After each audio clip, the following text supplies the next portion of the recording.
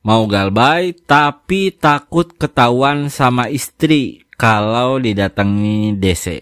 Halo teman-teman semua, balik lagi di channel Curhat Keuangan. Hari ini kita bakalan bahas sebuah cerita yang menurut saya cukup sering terjadi, tapi jarang ada yang berani ngomong langsung. Ceritanya diambil dari salah satu postingan komunitas galbay dan temanya begini. Ada seorang suami yang udah kelilit utang pinjol. Mau galbay karena udah nggak sanggup bayar, tapi ketakutannya justru cuma satu.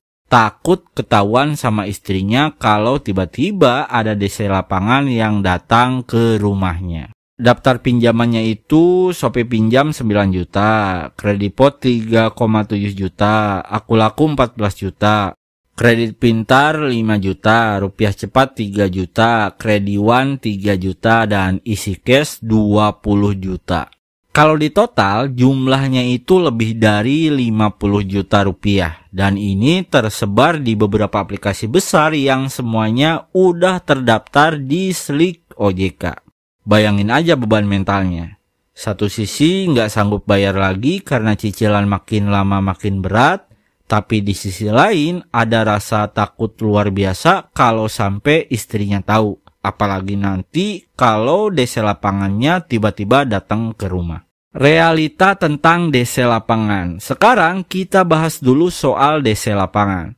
Banyak yang selama ini itu takut banget karena ancamannya memang selalu begitu. Kalau nggak bayar, kami akan datang ke rumah. Kami akan jemput paksa. Kami akan kasih tahu tetangga. Kami akan kasih tahu kantor, dan lain sebagainya. Tapi dari pengalaman saya pribadi dan banyak teman-teman yang udah galbay bertahun-tahun, faktanya enggak semua ancaman itu benar-benar dilakuin. Untuk aplikasi seperti Kredipo, Akulaku, Isi Cash, dan Shopee Pinjam, biasanya mereka lebih sering pakai jalur telepon dan digital collection dulu. Tapi emang benar kalau buat Kredipo sama Akulaku, saya pernah didatengin ke rumah masing-masing 2 kali. DC lapangan memang ada, tapi jarang banget dan biasanya hanya buat nominal besar serta alamat yang jelas dan mudah diakses. Dalam kasus ini ada isi cash 20 juta dan Akulaku 14 juta. Dua ini memang berpotensi besar dilaporkan ke DC lapangan kalau udah macetnya lama karena nominalnya gede banget. Tapi tetap aja enggak selalu pasti datang. Ketakutan yang disembunyikan dari pasangan. Nah, bagian paling manusiawi dari cerita ini justru ada di rasa takut ketahuan sama istri. Banyak banget orang yang minjol diem-diem tanpa sepengetahuan pasangannya. Awalnya mungkin niatnya baik buat nutupi kebutuhan rumah tangga, bayar sekolah anak, atau keperluan mendesak. Tapi ketika utang menumpuk, situasinya ya jadi makin sulit. Masalahnya kalau DC lapangan datang ke rumah, otomatis rahasia bakal terbongkar, dan ini yang bikin orang jadi panik dan cukup stres.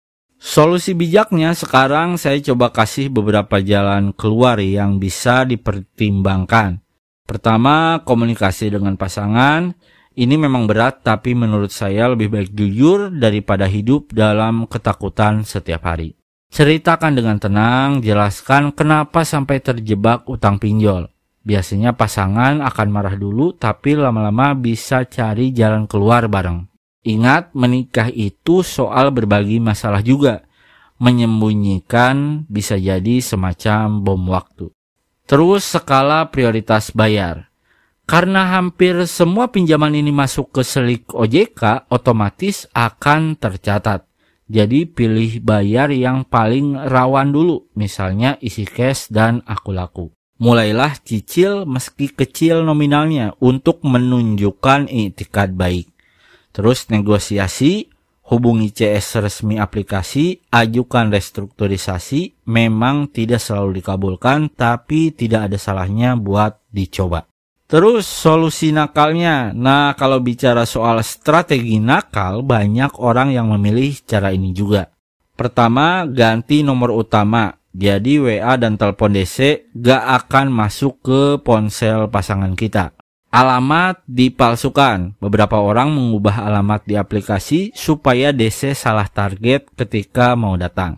Fokus dulu ke kebutuhan hidup. Utang didiamkan sementara karena bagi sebagian orang lebih penting makan dan bayar sekolah anak daripada pusing dikejar DC. Apakah ini aman? Enggak sepenuhnya karena catatan di Slick tetap akan ada. Tapi kalau tujuannya hanya untuk menghindari ketahuan pasangan, strategi ini mungkin bisa dipakai. Realita yang harus diterima. Jujur aja, galbay itu memang bikin hidup penuh ketakutan. Takut ditelepon, takut di WA, takut pintu rumah diketok. Tapi kalau terus disembunyikan dari pasangan, beban mentalnya bisa 2 kali lipat. Jadi pilihan akhirnya ada 2 hal. Berani jujur dan hadapi bersama, atau sembunyikan tapi siap tanggung resiko kalau sewaktu-waktu istri tahu. Kesimpulannya dari cerita ini kita bisa ambil pelajaran bahwa utang pinjol enggak hanya soal angka, tapi juga soal hubungan keluarga. Kadang justru bukan DC yang paling menakutkan, tapi pasangan sendiri ketika tahu bahwa kita galbay. Kalau menurut saya pribadi, lebih baik bicara jujur aja ke pasangan kita. Walaupun awalnya sakit, karena dari pengalaman begitu pasangan tahu biasanya ada beban yang bikin kita merasa sedikit lega. Dan solusi pun bisa dicari bersama. Tapi kalau memang belum siap, minimal punya strategi cadangan. Ganti nomor, atur alamat baru, dan fokus bayar aplikasi yang benar-benar rawan aja dulu. Jadi teman-teman kalau ada di posisi seperti ini, pilih yang mana?